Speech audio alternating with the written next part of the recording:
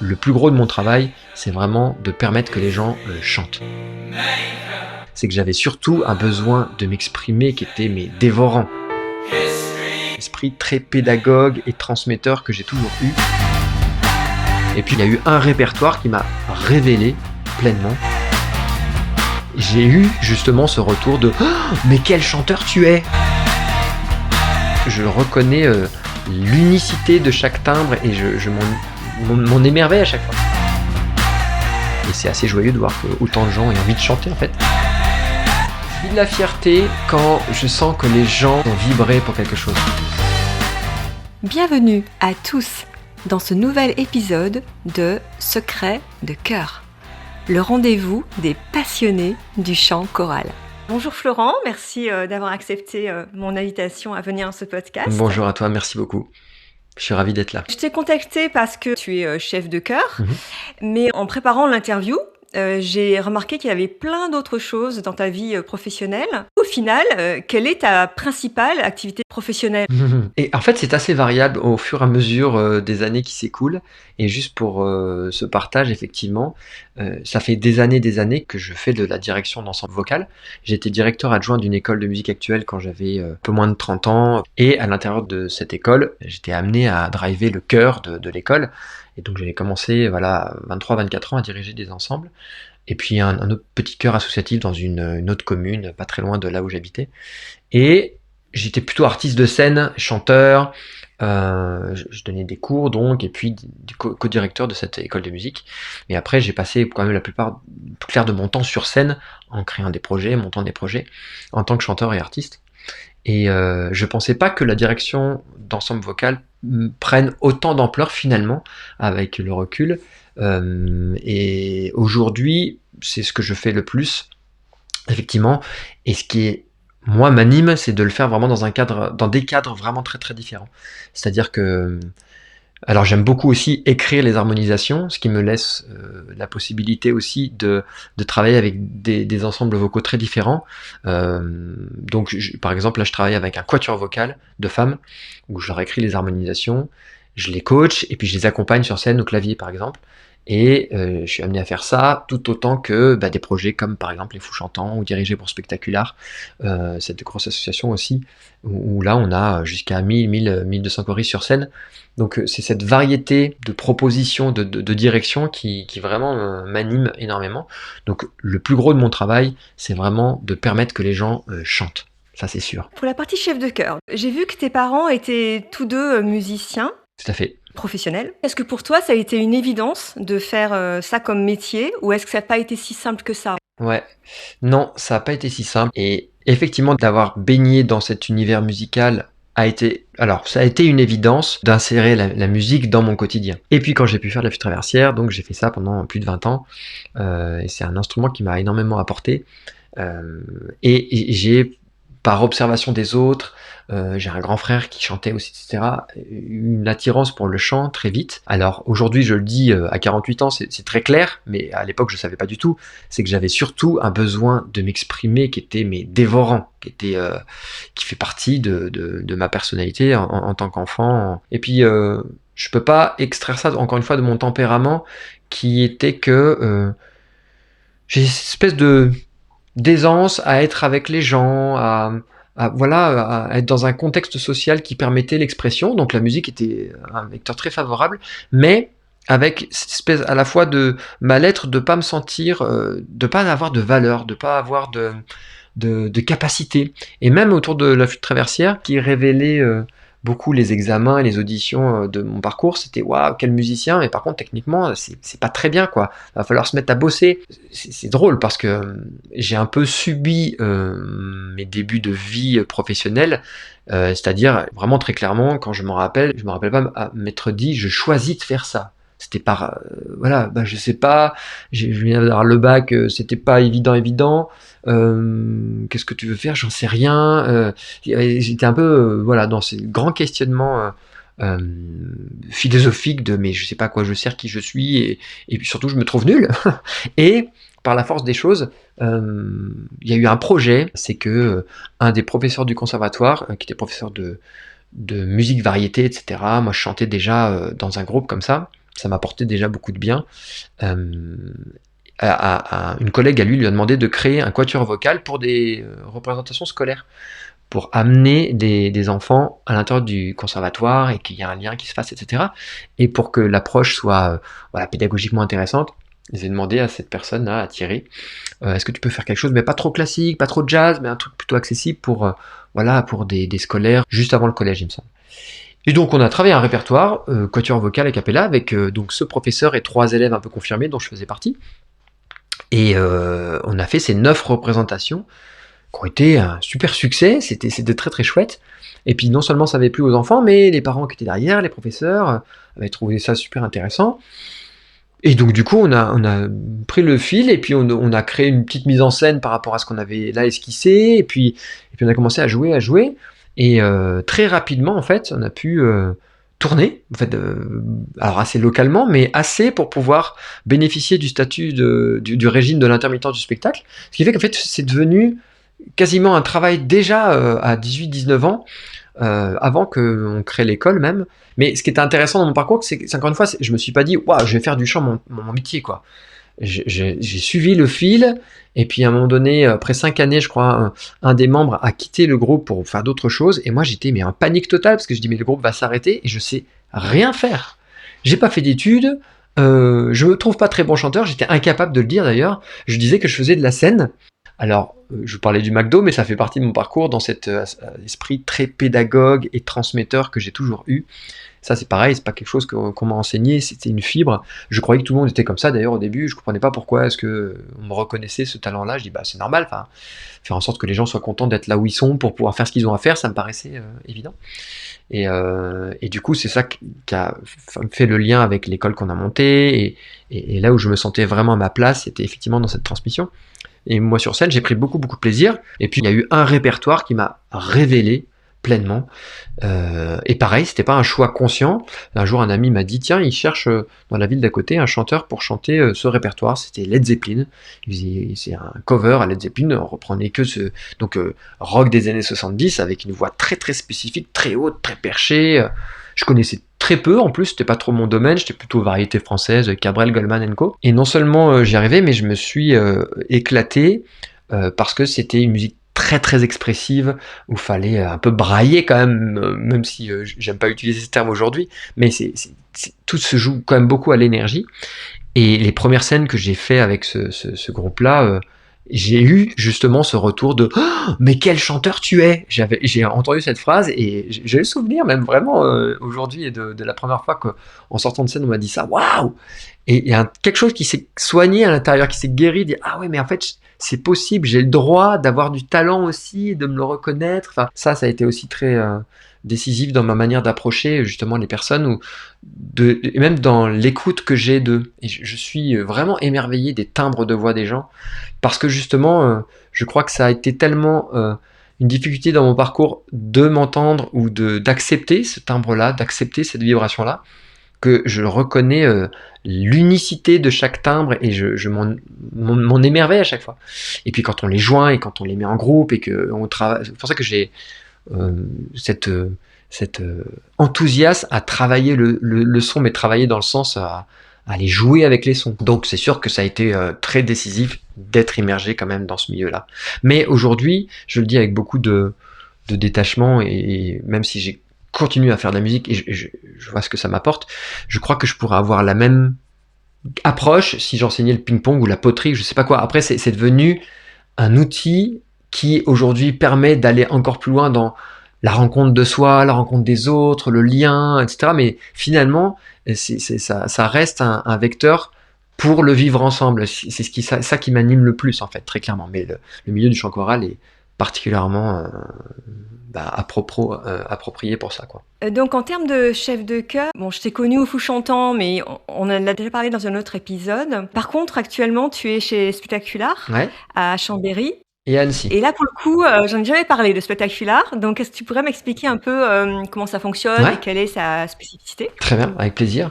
Spectacular, j'y suis depuis 6 ou 7 ans. J'ai fait une année de pause à un moment donné. En fait, le principe est de mettre à l'honneur un répertoire d'un artiste français une fois par an. Et à la différence d'un projet comme Les Fous Chantants par exemple, qui est sur une semaine dans l'année, là il y a des répétitions hebdomadaires ou mensuelles toute l'année et qui regroupe plein d'antennes dans toute la France. Alors aujourd'hui, ça a pris vraiment énormément d'ampleur qui fait que le projet change un tout petit peu de direction, mais jusqu'à l'année passée, par exemple, chaque antenne, chaque ville travaillait le même répertoire avec un chef différent, etc. Et se rassembler dans des gros événements, typiquement à Orange, par exemple, au Théâtre Antique, où c'est allé jusqu'à l'Accor Arena à Paris pour le mettre à l'honneur le répertoire de Claude François. Donc là, il y avait 3700 choristes, je crois, sur scène. Donc l'idée, c'est ça, c'est de travailler un répertoire en commun et ensuite de se regrouper pour restituer ce spectacle. Aujourd'hui, il y a tellement d'adhérents, ça marche très très bien, et c'est assez joyeux de voir que autant de gens aient envie de chanter en fait, que je crois qu'il y a une bonne cinquantaine d'antennes dans toute la France.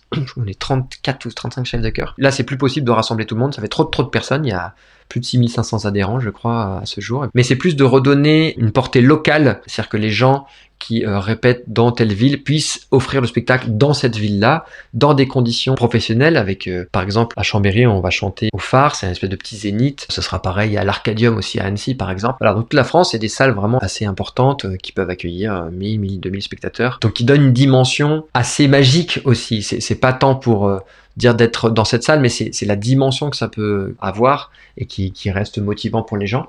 Donc ça reste pour moi un gros challenge parce que c'est pas simple de changer de répertoire tous les ans. Et en plus, c'est sur 10 mois. Et voilà, d'aller chercher une qualité pour que les gens vivent un moment d'exception, mais qui soit aussi dans une qualité de représentation avec tout un environnement professionnel au niveau du traitement du son, de la lumière, etc. Donc il y a tout ça, je crois, qui anime vraiment les gens, c'est de passer des moments de scène assez forts. Et moi, je fais le choix de diriger une fois tous les 15 jours. Il y a beaucoup de villes où c'est une fois par mois. Moi, j'aime bien cette dimension tous les 15 jours parce qu'on consolide aussi le vivre ensemble, la cohésion, le son. Il y a plein de subtilités qui sont à travailler. Et plus il y a de régularité, plus c'est facile à mettre en œuvre. Donc voilà, Spectacular, c'est ça.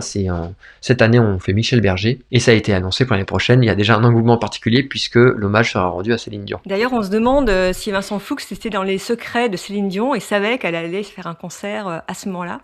Je sais pas, mais c'est vrai que ça tombe quand même assez... Non, je sais pas ça. Je suis pas au courant de ça, mais oui, c'est vrai que quand j'ai vu ça, je dis waouh, ça va être une joie de reprendre ces titres.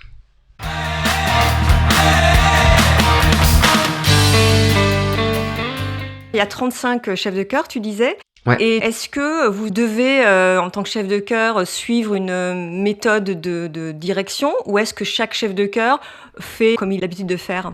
Les deux, c'est ça qui est intéressant. Et puis c'est en train d'être consolidé, parce que justement il y a de plus en plus de monde et qu'il y a aussi une manière d'écrire les harmonisations et une approche qui est effectivement assez spécifique. Et donc jusqu'à présent, chacun a amené qui il était et depuis 2 ans maintenant, il y a vraiment un séminaire de préparation.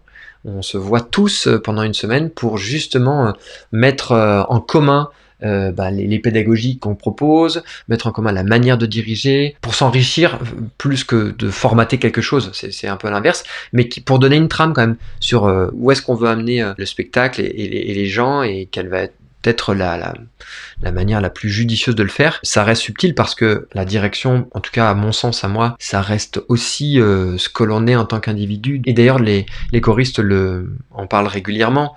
Ils apprécient justement la diversité de la direction. Donc il y a des grandes trames qui sont les mêmes un peu pour chacun. Mais après, il y a les subtilités.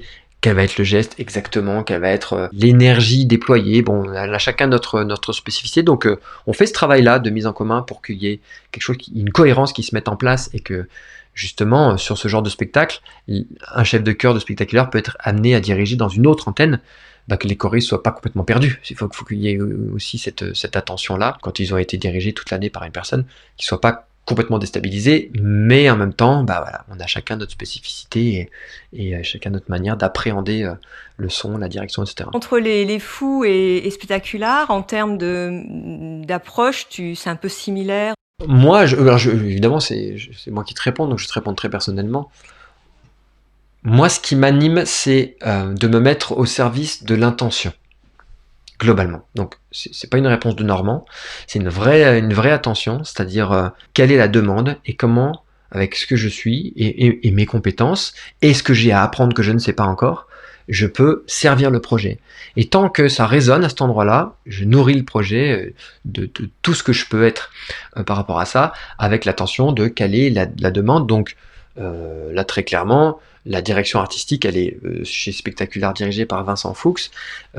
Christophe Allègre, chef de chœur aussi de renom et harmonisateur de talent, a une grosse part puisqu'il est garant de la mise en œuvre de la pédagogie et de la qualité des harmonisations, en collaboration aussi avec Vincent et puis avec Xavier aussi. Puis il y en a deux autres, Kevin je crois, qui participent de plus en plus. Moi je viens par exemple là, en écoutant, tiens, qu'est-ce qu'il veut, comment ça a été approché, et puis la plupart des harmonisations sont écrites par ces personnes-là, donc quelle a été l'intention, et comment je peux servir ça, en fait, tout simplement. Et les fous, ça va être un peu de la même manière, qu'est-ce que Fabrice et David, pour les nommer ceux qui connaissent, qu'est-ce qu'ils veulent, et chacun a sa charte, en fait. Donc évidemment que ça se recroise vachement, puisque l'idée, globalement, de ces deux projets notamment, mais certainement d'autres, c'est que les gens vivent un moment d'exception, et soient le plus... dans une disponibilité et individuelle et collective pour à la fois prendre du plaisir et créer un moment pour les gens qui vont venir voir le spectacle magique, pour nous sortir d'un quotidien, pour nous faire vivre des moments rares en fait.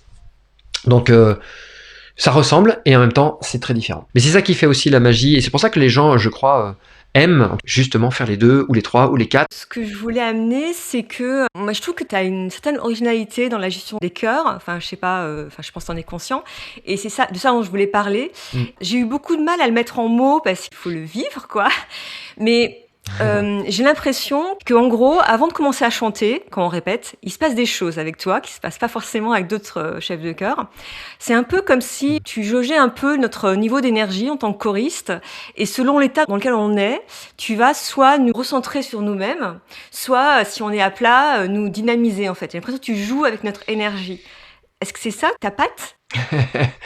Et c'est intéressant de l'entendre de l'extérieur parce que le fait est que c'est que j'ai quand même peu de points de comparaison dans le sens où, quand je dirige, c'est moi qui dirige, donc et moi mon attention c'est tiens comment l'énergie circule, tiens qu'est-ce qui est demandé en fait, qu'est-ce qui va faire que ça va circuler, que ça va fonctionner, que ça va rouler en fait. Et effectivement j'ai ce réflexe là pour mon premier temps à moi, c'est d'écouter, parce que moi j'ai une trame, je sais ce que j'ai à faire travailler par exemple, et je sais aujourd'hui par expérience que ça se trouve, je vais pas du tout faire ça finalement, parce que en fait c'est pas ça qui est demandé. Mais demandé par qui, par quoi ? Parce que je ressens en fait, parce que je ressens quand je me retrouve en face des gens, tiens, c'est ça qui se passe, par où on va aller pour que ça fonctionne, pour que ça roule. Et des fois effectivement, tu l'as très bien dit de manière assez claire, des fois ça va être aller les chercher en termes de boostage d'énergie, et des fois ça va être ah non, on va effectivement repartir d'un calme pour faire une transition. Et il y a plein de moments où c'est entre les deux, donc c'est assez subtil.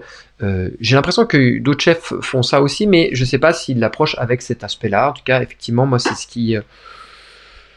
c'est comme ça que je l'aborde, parce que c'est comme ça que j'aborde ma vie, en fait, tout simplement. Hein. C'est comment on recrée un équilibre qui est recherché par le vivant. D'ailleurs, ça m'arrive assez régulièrement de commencer, par exemple, un week-end chantant comme ça, ou même avant de faire un petit exercice d'échauffement vocal, etc.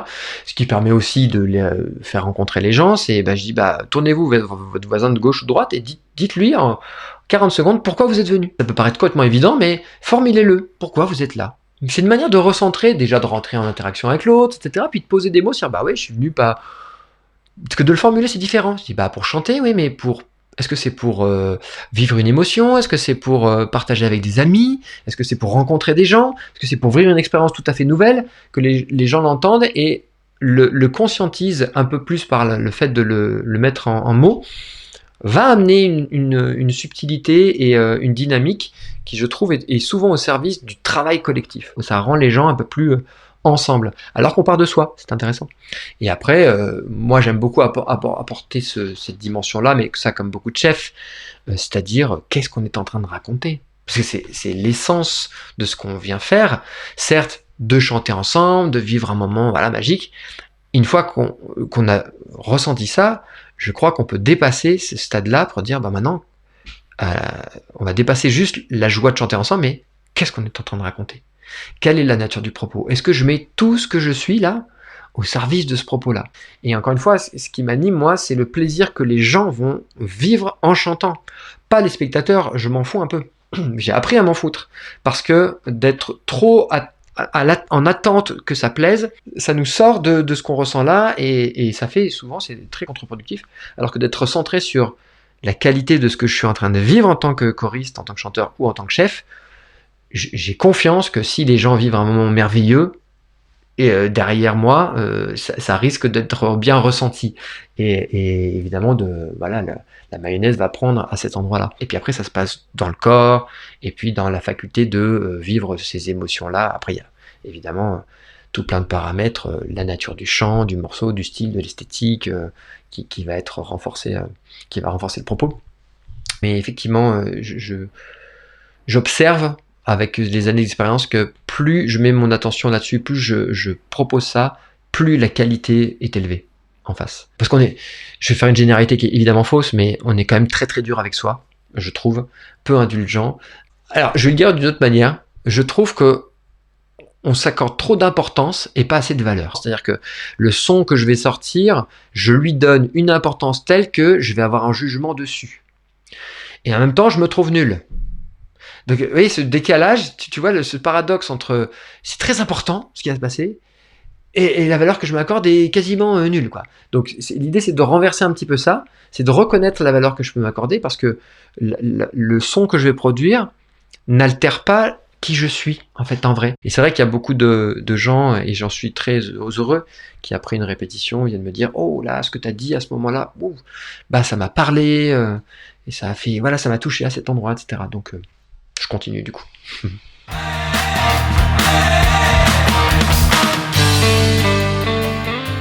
Et alors, donc je parlais de l'énergie, où voilà, tu as le curseur de l'énergie. Il y a aussi une deuxième chose que je trouve assez originale dans ton approche, c'est de nous ramener au temps présent, quoi. C'est-à-dire, souvent tu nous dis, et tu es vraiment le seul, hein, que bon, l'objectif, c'est pas le concert, parce que le concert, peut-être qu'il aura pas lieu, parce qu'il va pleuvoir, on aura le Covid.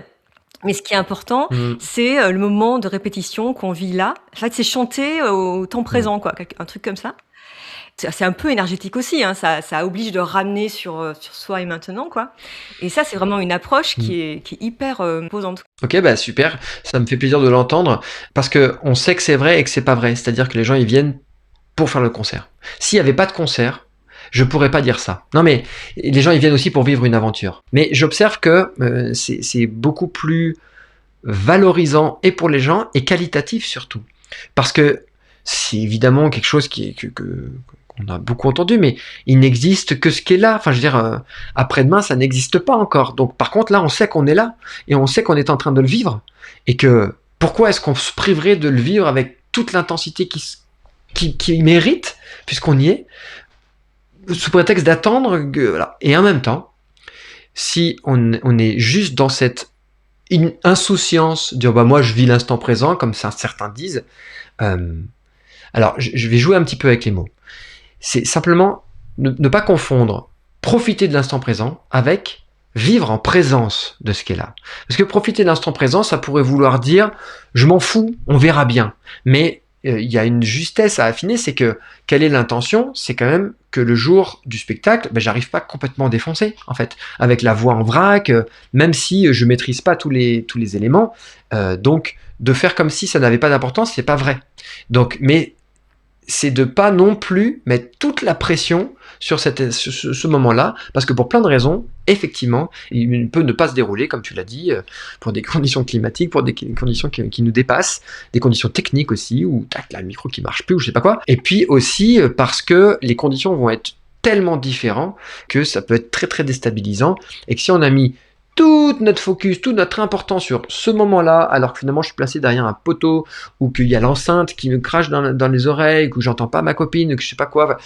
Il y a tellement de paramètres dans ces moments-là qui fait que je vais vivre avec plus ou moins de difficulté cet instant, que par contre là, quand on est en répétition, immergé juste autour des autres, là on a le temps de se poser, on a le temps de mettre...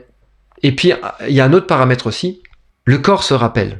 Voilà. Le corps se rappelle. Donc, si j'ai ancré des choses là, dans l'instant, alors au niveau des oreilles, du son, mais au niveau de ma sensation en fait, ça je vais pouvoir le retrouver alors que je m'entends pas bien, alors que j'entends pas les autres. Mais par contre, la sensation, je l'ai eue. De leur proposer aux gens de reconnecter à ça, fait que on gagne en qualité de prestation et parce qu'on gagne en qualité de ce qui est vécu.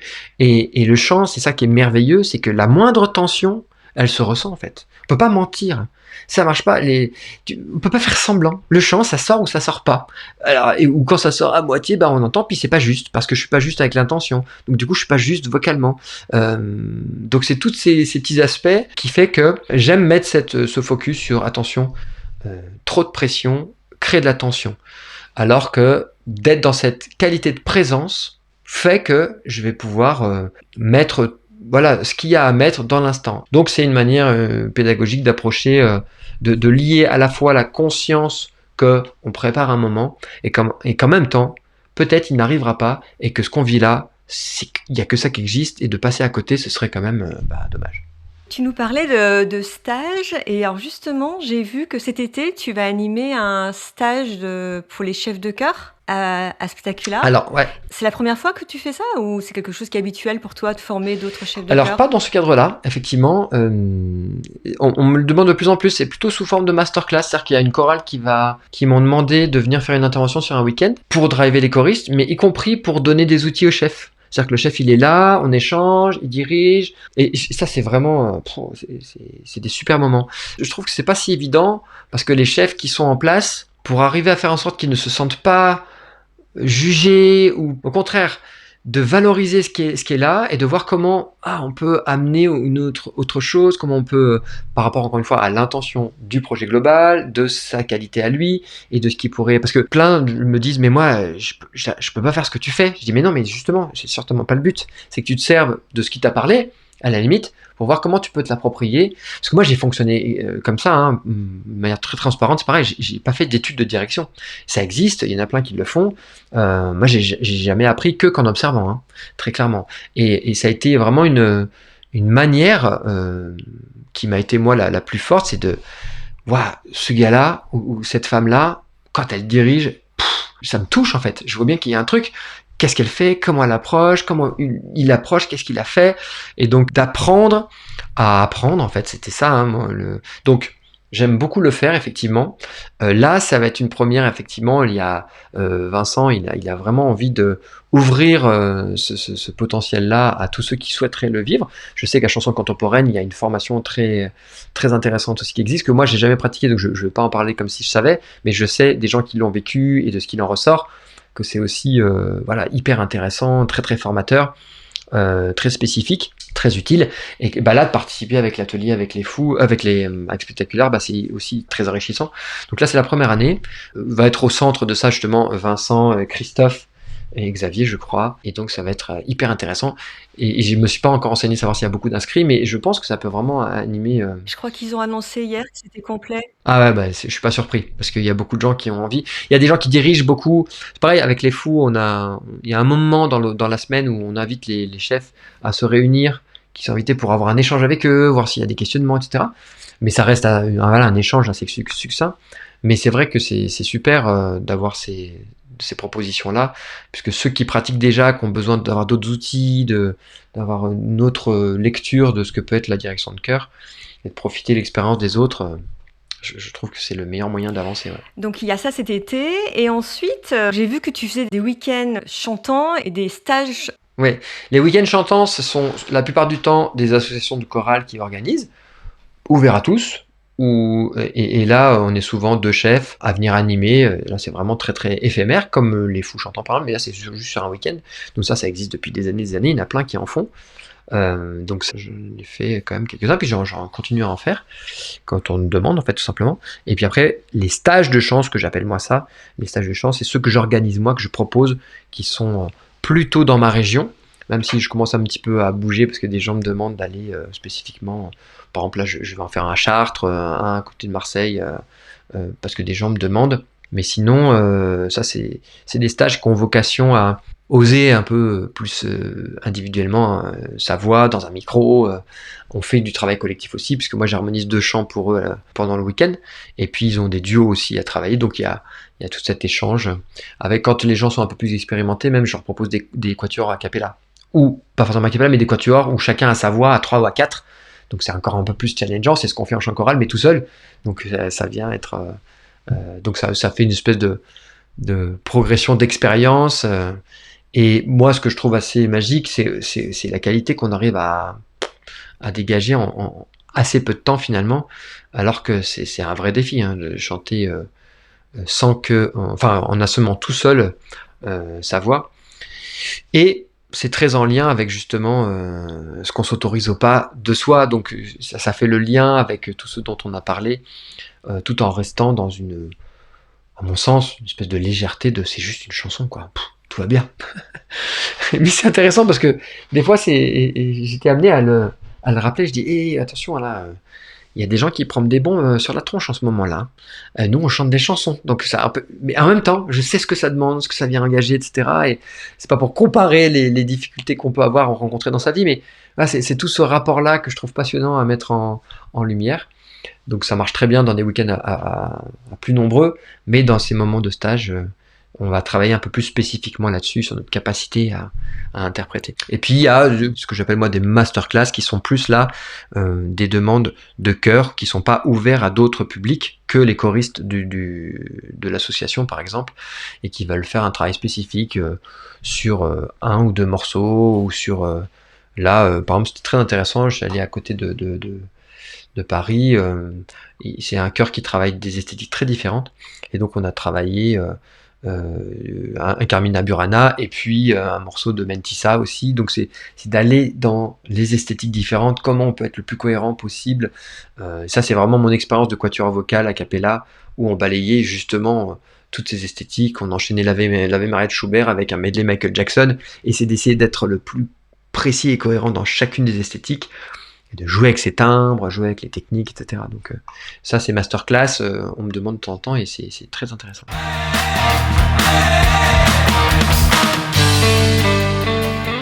Tu as fait le lien avec la partie chanteur, et notamment j'ai entendu une émission radio où tu parlais de ton spectacle sur Queen. Je suis allée voir quelques vidéos, c'est hyper impressionnant. Par contre, tu disais dans l'épisode que c'était a cappella. J'avais l'impression qu'il y avait de la musique quand même. Cette musique que j'entendais, c'est quoi? C'est un humain qui l'a fait, c'est ça? Ah oui, oui. C'est-à-dire que ce qui est ce qui donne cet effet-là dont tu parles, c'est super, ça veut dire que ça marche, je suis content.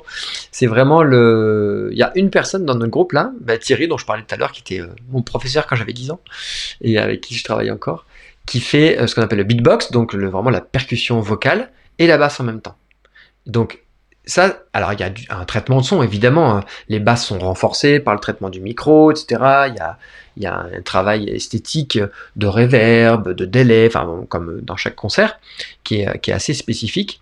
Et ensuite, nous les 5 autres, donc il y a 3 femmes et les 2 autres gars, on fait soit il y en a un ou deux qui chantent la partie qu'on connaît de la chanson, et tout le reste c'est des nappes de chœur, d'instruments, d'imitation, de guitare, etc. par rapport à l'esthétique, et qui donne cet effet où on a l'impression d'entendre. Alors, ce qui joue très en notre faveur, je trouve, c'est que ce répertoire est tellement connu, c'est qu'on commence la chanson, on l'entend en fait. On pourrait presque chanter que le lead, et les gens entendraient quand même, je crois, le reste, tellement ça fait partie de quelque chose voilà, à l'intérieur de soi.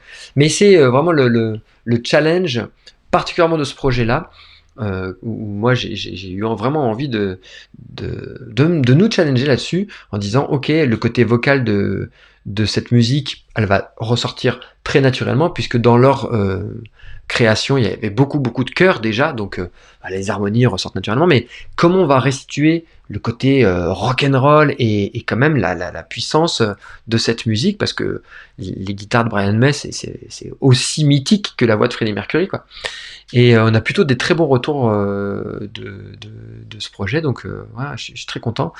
Et l'idée, c'est effectivement d'avoir la sensation qu'il y a les guitares sur scène, et même des gens viennent des fois et sont surpris de ne pas avoir d'instrument, disent ah mais il n'y a pas d'instrument, comment ça se fait? Et ils n'avaient pas compris que ce serait a cappella. Ils ont vu Queen, ils viennent voir Queen. Et à la fin, ils sont plutôt enchantés de ce qu'ils ont vécu, donc c'est très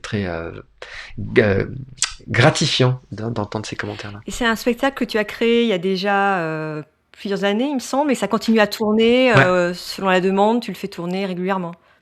Ouais, exactement. Bon, comme vous avez compris, je suis quand même pas mal occupé, donc j'ai peu de disponibilité.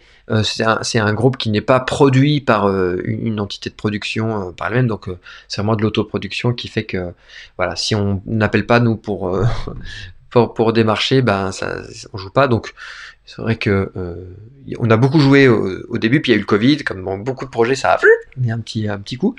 Et après on a repris, là on doit faire 4-5 spectacles par an. Donc ça reste épisodique, mais c'est toujours joyeux.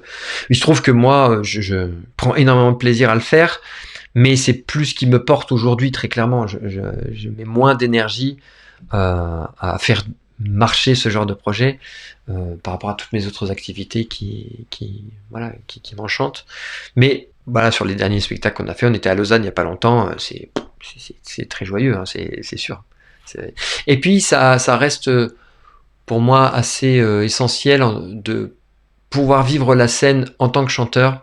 Ça me permet d'être encore plus judicieux dans la manière d'accompagner les autres, parce que je sais que ça c'est un outil que j'ai qui voilà dont je me sers beaucoup, c'est-à-dire que je suis capable de reproduire le son que j'ai envie d'entendre pour les choristes. Donc ma capacité de chanteur amène aussi certainement cette spécificité en tant que chef de chœur, c'est que je suis capable de chanter les hauteurs de femmes pour avoir, et même si évidemment j'ai pas un timbre de voix de femme, mais je peux quand même restituer et donner l'exemple de ce que j'ai envie d'entendre. Et on me rapporte souvent que bah, c'est plus facile du coup pour les choristes de dire ah bah oui on a entendu le son que tu voulais, et c'est plus facile d'essayer de l'attraper par là. Donc cultiver cet état de chanteur me permet voilà, d'affiner certaines compétences en tant que chef. Toutes tes activités là, elles sont un peu regroupées sur le site, Chanter, Oui, vrai pas tout, mais et moi ça m'a questionné ces termes-là, chanter, ouais. tu beaucoup réfléchi à ça, j'imagine? Ouais, fallait trouver un nom aussi, que ce soit quelque chose qui soit accessible rapidement. Et en fait, chanter, bah, je dis, les gens vont peut-être taper ça sur internet. Bon, c'est un mot qui peut ressortir. Et chanter vrai parce que c'est un clin d'œil à mon parcours, parce que je me suis beaucoup occupé, encore une fois, comme j'ai dit tout à l'heure, de chanter pour entendre que c'était bien, et pas parce que j'avais envie de juste d'exprimer quelque chose, tu vois. Et du coup, parce que qu'est-ce qui est vrai, qu'est-ce qui l'est pas, ça nous appartient à chacun en fait. Donc pour moi, chanter vrai, c'est est-ce que tu mets juste tout ce que t'es simplement. Parce qu'il y a quand même un phénomène qui est intéressant, c'est qu'à partir du moment où le son il sort de soi, il nous appartient plus, c'est fini, c'est trop tard, on n'a plus aucun impact dessus. Il va faire son chemin en fait, dans l'instant. Donc qu'est-ce qui reste en notre capacité, c'est la manière dont je vais l'impulser en fait. Qu'est-ce que je vais mettre dedans pour qu'il sorte.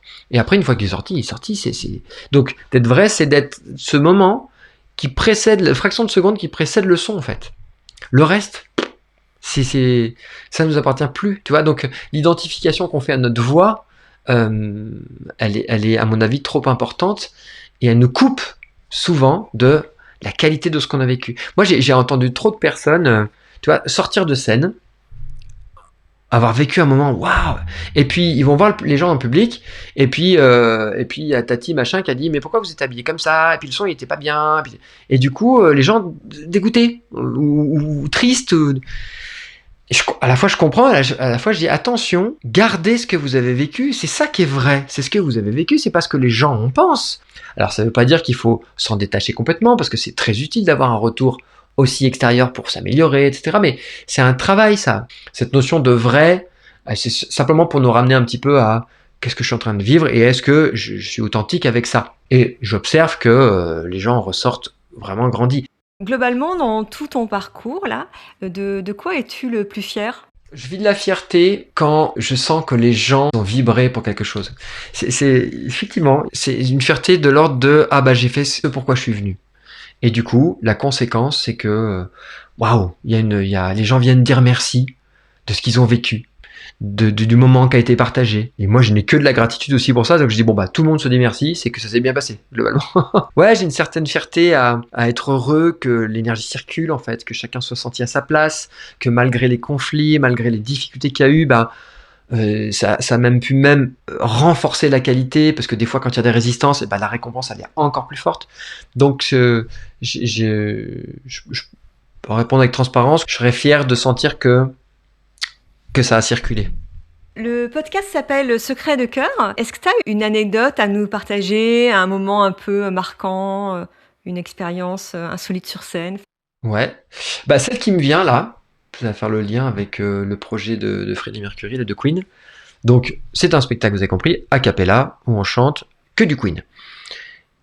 En novembre, pas celui-là, mais celui d'avant, c'était super parce que j'animais un week-end chantant spécial Queen. Et on revenait le mois d'après pour donner le spectacle. Et les gens qui avaient participé au week-end montaient avec nous sur scène pour faire des chants, etc. Donc, c'était les inclure au spectacle, donc c'était super intéressant. Donc voilà, j'étais ravi. Quand j'étais venu au week-end en question, j'avais la voix un peu fatiguée, donc une petite frustration de ne pas pouvoir vraiment. J'observe que chez moi, c'est de pas pouvoir chanter, c'est des fois je le dis un petit peu en plaisantant, même si je suis vigilant à ce que je dis, mais d'être aveugle, je sais pas si ce serait pire que de pas pouvoir chanter quelque part, tellement c'est un outil que j'utilise et que bon bref. Mais voilà, donc un petit peu de frustration, mais ok. Et on revient le mois d'après, on avait un spectacle en Haute-Savoie la veille, et le jour du spectacle là dans la Drôme, j'arrive vraiment très fatigué vocalement, et c'est de pire en pire dans la journée, et vraiment 20 minutes avant de rentrer sur scène, j'avais fait utiliser tous les outils que je connaissais, etc. Aphone, mais aphone complet, c'est-à-dire plus aucun son. Ça m'était pas arrivé depuis quand même très très très longtemps. Et qu'est-ce qu'on fait en fait? Parce que là, on est 6 sur scène, il y en a un qui fait la basse et le beatbox, et les 5 autres, et puis bon, il y a beaucoup de parties où je chante tout seul les parties de Queen de Freddie. Donc là, il y a une énorme solidarité qui s'est mise en place. Déjà, on va faire en sorte que les parties où tu es en solo soient reprises par les autres. Donc, vas-y, toi tu vas pouvoir chanter ça, oui, mais je me rappelle plus les paroles, ok, regarde vite fait, tac, tac, tac. Donc, vraiment, ça s'est fait en 20 minutes, qui fait quoi? Ouais, mais à ce moment-là, toi, tu es à cet endroit-là de la scène, là, si tu chantes pas, tu vas pas pouvoir y être, donc il faut qu'on change les placements aussi, parce que tout est un peu quand même bien calé. En plus, il y a une vidéo, il y a des synchros, etc., dans les harmonitors, enfin, c'est un spectacle un peu construit, un peu, voilà. Et il y avait quelque chose de complètement improbable pour moi quand je me préparais, de dire mais comment je peux pas chanter, je peux pas aller sur scène en fait. Et là m'est vraiment revenu tout ce dont on vient de parler un petit peu, qui était une bonne mise en application de qu'est-ce que tu as à donner en fait. Vas-y, en étant vrai, sans faire semblant. Donc j'ai pas fait semblant de chanter, j'ai pas pu chanter, donc j'étais avec le micro, je disais les paroles, mais il y avait vraiment, à un moment donné, j'ai eu un petit son qui est apparu pour faire un son de guitare, oui, je me rappelle du truc, et puis c'est tout. Et tout le reste, j'ai pas sorti un son, quoi. J'ai dit, on terminait comme ça. Enfin, c'était... Et tout le défi, c'était d'appliquer tout ce que je prône depuis toutes ces années, de dire, donne ce que tu as à donner et t'occupe pas du reste, c'est comme ça. Donc, il y a plein de gens qui me connaissaient dans la salle, qui, quand même, à la fin du spectacle, m'ont dit, mais on t'a moins entendu que d'habitude, j'ai l'impression. Je dis, ouais, tu m'étonnes. Mais c'était fou parce que pour moi, j'avais quasiment pas de remarques sur le fait que donc, à la fois, il y a un côté qui est très frustrant, de dire, en fait, tu sers à rien, parce que tu chantes ou pas, de toute manière, les gens ont trouvé le spectacle très intéressant. Ok. Donc, il y a un endroit d'humilité qu'on ramasse, mais qui était super bon à dire. Et puis, ça a créé une osmose entre nous, une espèce de solidarité pour y aller quoi qu'il arrive. J'ai trouvé mes amis mais extraordinaires parce que c'est pas juste chanter ma partie, c'est de lâcher la leur puis de reprendre la leur quand il faut. Enfin, c'est un truc mental qui est vraiment waouh. Et moi, j'étais sur scène, je compatissais et eux ils compatissaient pour moi en fait, donc il y avait cette espèce de compassion mutuelle. On est sortis, on s'est pris dans les bras. Moi j'avoue que j'ai vraiment versé ma larme de tout le lâcher prise de voilà, il s'est passé ce qui s'est passé, et c'était vachement fort. Notre ingénieur du son nous a dit ça va marquer, et il s'est passé un truc sur scène ce jour-là qui était différent effectivement. Donc voilà, c'est une anecdote, je me souhaite pas de le revivre parce que c'était vraiment pas confortable. Mais c'était en même temps hyper apprenant de voir à quel point, pourtant, un spectacle sur Queen a cappella, on peut ne pas chanter et que, malgré tout, on arrive quand même à quelque chose qui soit présentable. Voilà pour l'anecdote. C'était une belle anecdote.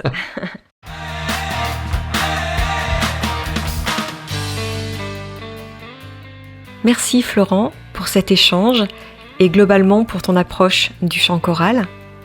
Pour ceux qui veulent aller plus loin, des bonus seront mis en ligne et vous trouverez dans la description du podcast des liens vers des vidéos de Florent.